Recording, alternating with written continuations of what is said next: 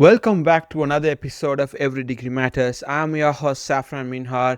We are into the 13th day of the war between Iran, Israel, and U.S.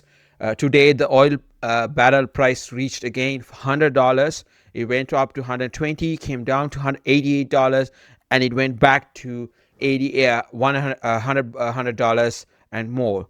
And the fear is escalating that the conflict can go to a broader region where in the Gulf states and maybe possibly in some part of eastern side of the Europe as well. So with that, let's get to the show. And you wanna write it down? Would it kill you just to listen?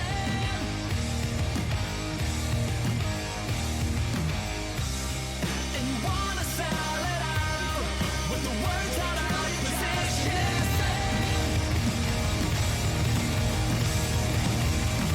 Hold on, and you wanna see the break of dawn. Brush your hair back from your face. You won't see me when Thank you so much for joining Every Degree Matters. I'm your host Saffran Minhar. Today we can see that Iran and Israel and US war has gone to the day 13 today. It's going to be 13 days so far, and there's been heavy bombing on each side. On Israel has been bombing Iran along with the US, and we are also seeing Iran is also bombing back the Gulf states and Israel as well. Heavy escalation, both sides are happening. We also saw that Ali Khamenei's son, Mojtaba Khamenei, was elected as the leader of the Shias as the Ayatollahs. So he supposed to be a more hardliner than his father. He was 85 years old. The father was 85 years old. I believe he is 53 or 54 years old. So which is going to be crazy of how much of aggressiveness they would go, because we just blow up the entire hierarchical structure of the Ayatollahs. So it's been very crazy. President Trump recently posted saying that the oil prices are going to be for a little bit, and then we are making a lot of money. But I also asked the question that why are we as as Americans are paying a lot of money for gas, because the national average went around $3.35 yesterday. So which is crazy. So I mean, if we are an oil exporter, why are we paying such a huge money for the gas here? So I think the companies are also price gouging. They're taking advantage of the situation, which is bad, and it's putting more pressure on Americans and possibly also a lot of a lot of whole world, especially Asia. It's been impacted because America only imports 2% of the oil. I mean, 2% of the oil from the Gulf region comes to America. It's an intangible amount where we also produce our own oil. But in this midst of everything, one thing crazy happened that uh, President Trump had a call with President Putin and said that you should start selling oil to India, and he told India to buy oil from Russia, which is crazy, right? If you look at now, are we trying to fund the war in Russia? Are you trying to fund Russia to the war that's going on with Ukraine? God, it's just so unbelievable how much of things are moving, and our enemies are getting more stronger, and we are just watching. And today we also saw that how much an impact it has gone through on each and every Americans that we are seeing today. I mean, Americans on their day-to-day life. Prices are going up. We are just waiting to see if this war continues more. We will have a lot of inflation. We will have a lot of people losing jobs, and it's going to be a chaotic 2026. And is that what we all want? I mean, I remember going back 2 years, it was the pro peace ticker, JD Vance and Trump. And now it's like pro war ticker, like they're bombing and we are not doing anything, and people don't understand that we have a huge ocean between us and the whole region, both sides, and South America is taken care of, We also saw that it's more likely that the U.S. Tomahawk missile launched in Iran was the had impacted on the schoolgirls, which the investigations are more likely has been concluded. The military investigation has said that it's highly it has to be a U.S. missile that strike the Iranian school, and which is crazy. The satellite images shows and the geolocation suggests that missile target an Islamic Revolutionary Guard, the IRGC naval compound, but they also had a nearby school, Sajira Tebah primary school was actually partially destroyed and killing many students. This incident was become the deadliest single civilian attack in the war so far and has drawn international criticism. Even Trump's, United States' strongest ally, Italy, has also criticized us for taking this, and I think we have to own responsibility, and we owe an apology to the parents. We owe apology to the people of Iran for doing that, because that's where we morally have to stand as America. And it's very sad to see that such a thing should happen, and I hope the military doesn't not allow such things happen in the future. Setting aside that, we also have seen so much of attacks, a barrage of missiles going on to Gulf states, and it's been increasing day by day. I also had recent reports from people who are living there that they're also targeting U.S. banks, which is crazy. And the economic impact of the war for the Gulf states is huge, and it's irreplaceable. I don't know what's going to happen. And also the Gulf states have threatened the United States that they might pull out all the investments they have promised when President Trump visited all these states in the beginning of last year, in his first year of the presidency. It's also crazy, right? I don't know. It's just how much of this war. I don't know. I also saw an interview with Jeffrey Sachs on Piers Morgan. He said that it's a suicidal mission for Israel because they are losing global support. I don't know what Netanyahu is doing. I'm a big fan of the Jews, the support for the Jewish community, but I think Netanyahu is destroying that, and it's going to be really hard to there's going to be a high raising of anti-Semitism in this world. I don't know, what is it all his personal goal? Today I saw he wants to be the superpower country in the world. Kind of, he sent a message today, and it's also alarming that he might also be a threat to the Jewish community around the world. So I hope the people in Israel also think for a second and say, is he going to be someone who is going to change or give a good perspective for the Jewish community, which is already facing a lot of anti-Semitics bully online and everywhere you go, and it's rapidly increasing. And this is also comes to our own act of creating more enemies. The more enemies we all create, it also fires back on us, and it's going to be really hard. And it's funny to say that Netanyahu is 80 years old, I believe. Let me check his age.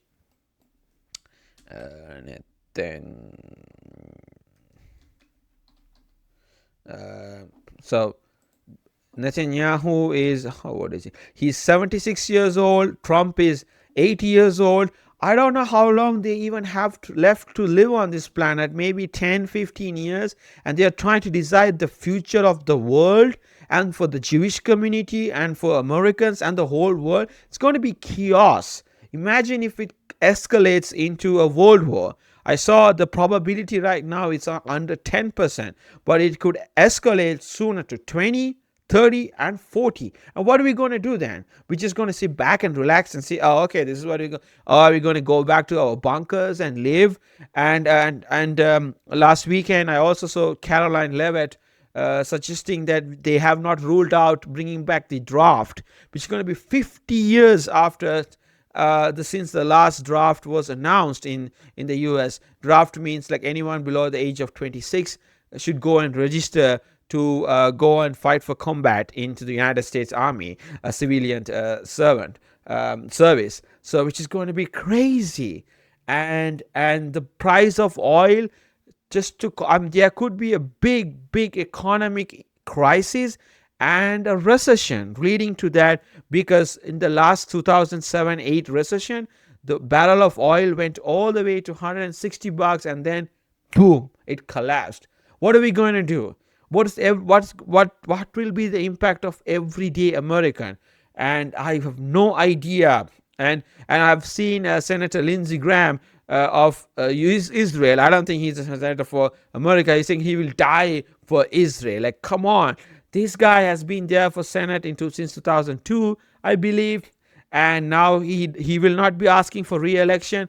But this is sad. This guy will be gone in another 9 months or 10 months, and he will just impact a big a vacuum, generational impact for the things that he's doing or things that he's advocating.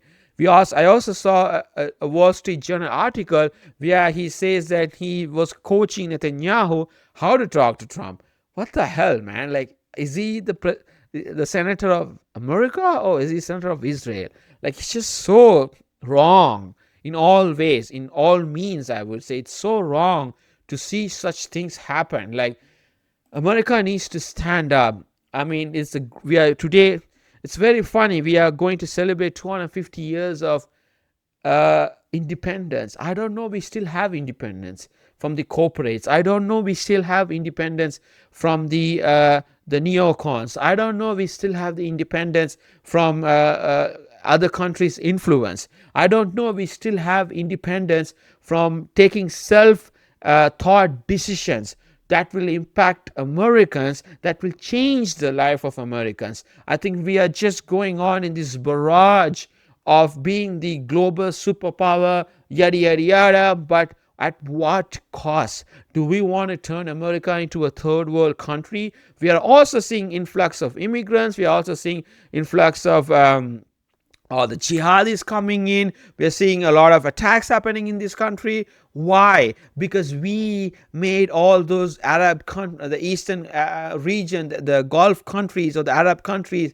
not livable. We started bombing each and every country. That's why we are seeing a huge impact on why things are happening in our homeland. Why can't we stop doing that at least for 10 years? Give us a break so that it changes. Because how can you expect people that migrate from all this country to love America if you start bombing those countries like indefinitely, like bombing, no reason. They might have, I understand they have their own internal problem. I understand Iran has their own internal problem. Afghanistan had their own internal problem. Iraq had their own internal problem. Why? And Libya, why do we have to go and like poke our nose on everything? Here in America, people are sleeping on street, people are living on paycheck to paycheck, people are finding really hard to buy a house, people are not getting married, the birth rate is going down. Well, who are we going to responsible? And then we start complaining that immigrants have more children. Yeah, because people from other countries that move here tend to have more children than people who are born in this country. So where are we? Well, this country will not be identifiable in 20 to 30 years if we don't take actions, if we don't bring back the core American dream back and saying that this is what we can do. We can encourage people to get married and have a wonderful and happy life, rather than just going and bombing countries. Like, we went and bombed Venezuela, we went and bombed Iran, we went and bombed Iraq, Afghanistan, Libya, Syria, all these countries, Tunisia. Why? Like, it's just I'm done with this. It's just how much of things that we can do in our homeland. We have $40 trillion of debt. Who's going to pay for that? America is going to fall. The American hegemony and the empire will collapse if we don't take actions. We need to balance the budget. We need to take care of our homelessness. We need to take care of our veterans. We need to take care of our children. We need to also protect the country from invaders that are coming from other countries who wish America does not improve, who wish America falls. We should protect us from them rather than we are just going and bombing and bombing and we're looking outside. Why don't we just look within America and see what we can do to fix all these problems? I don't know, it's just the whole this war for 13 days has created big question.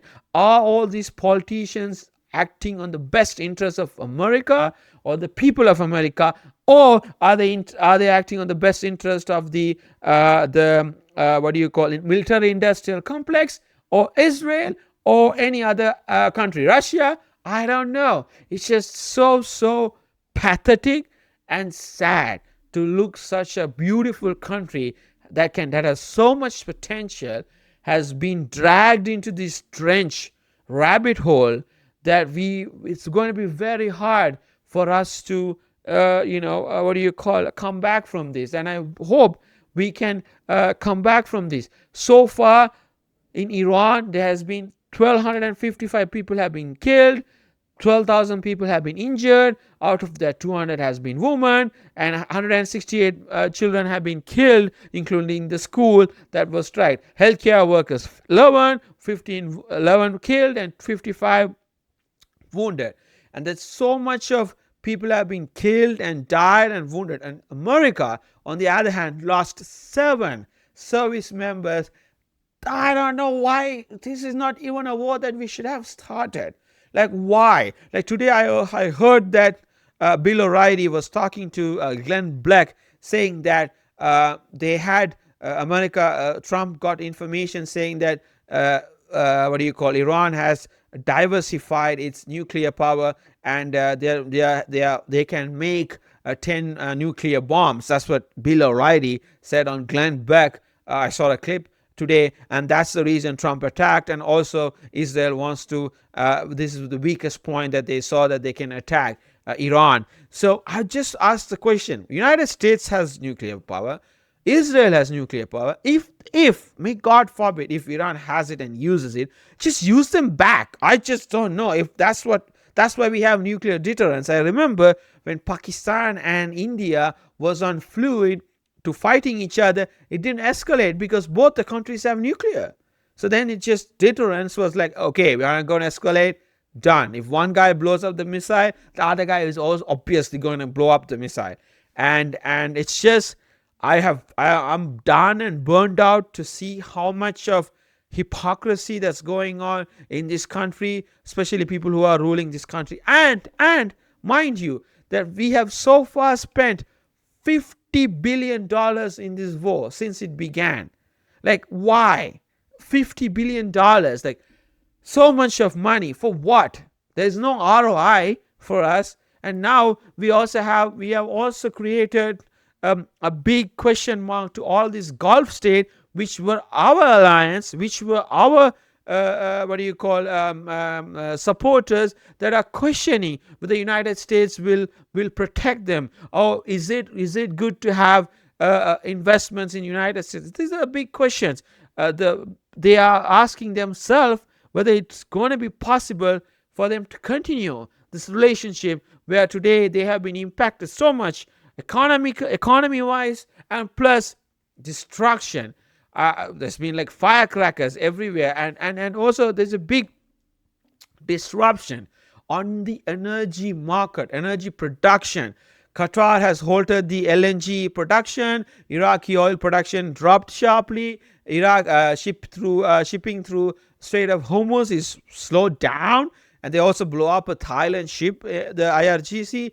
These things impact the global energy supply, and that's why we are at $100 a barrel of oil, and it could go up. And if this continues and goes beyond 150 or 160, we will see a recession. That's an imminent, is inevitable.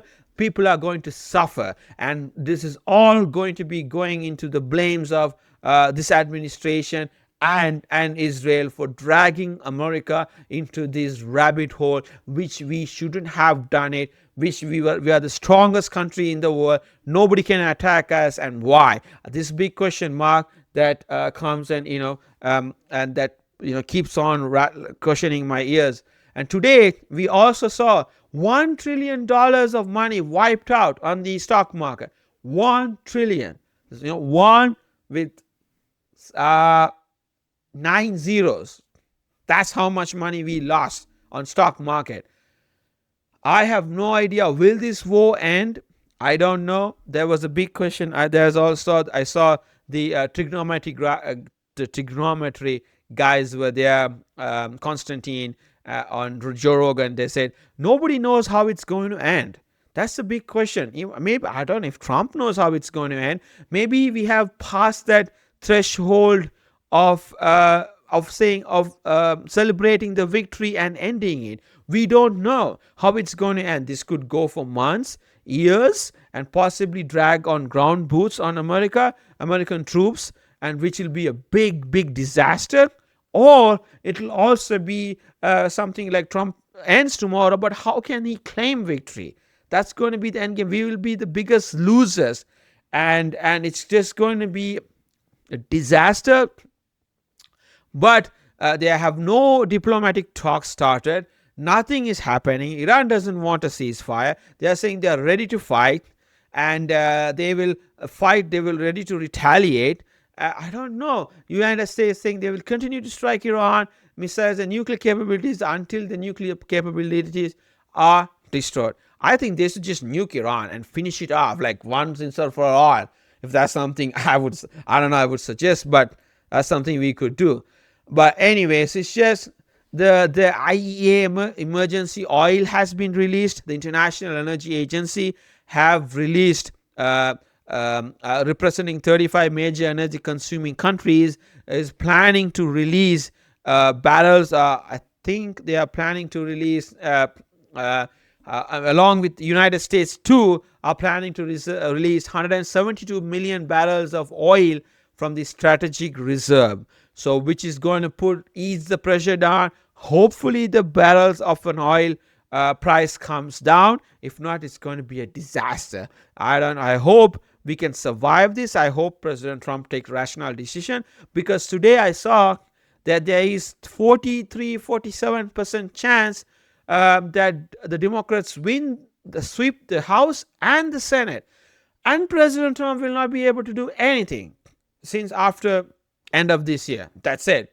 Is this the rabbit hole he wants to take the mega, and is this the rabbit hole he wants to take the whole pro-peace ticket that he played on? Is this what it looks like? He has betrayed his base. It looks like he just, I don't know, he has been turned into his donors. I don't know what's going on. It's just a lot of things to think, and I hope President Trump takes a rational decision, and he's the only man here. I am losing hope now, because if he even can control this now, because it might also have left out of his hand to put this to an end. So with all those things, I hope that Israel, Netanyahu comes to a rational mind, and Trump comes to a rational mind, and I hope Iranians come to a rational mind. And I also could say India could play a huge role in bringing both this nation together and saying stop it, because the oil prices are going to destroy Asia's economy, and that's going to be huge.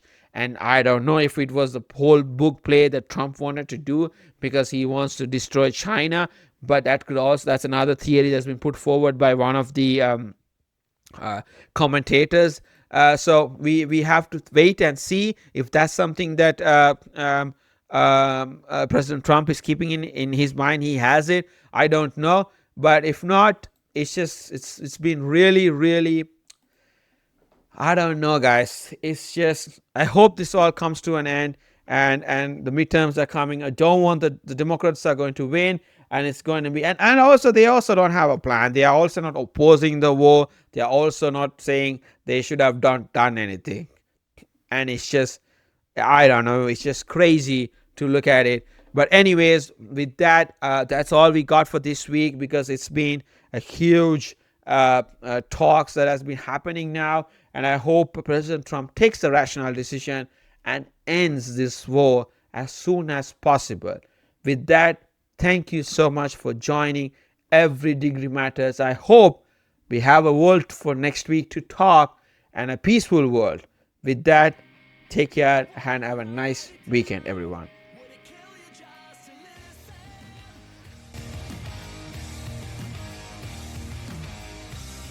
And you wanna sell it out with the words out of position.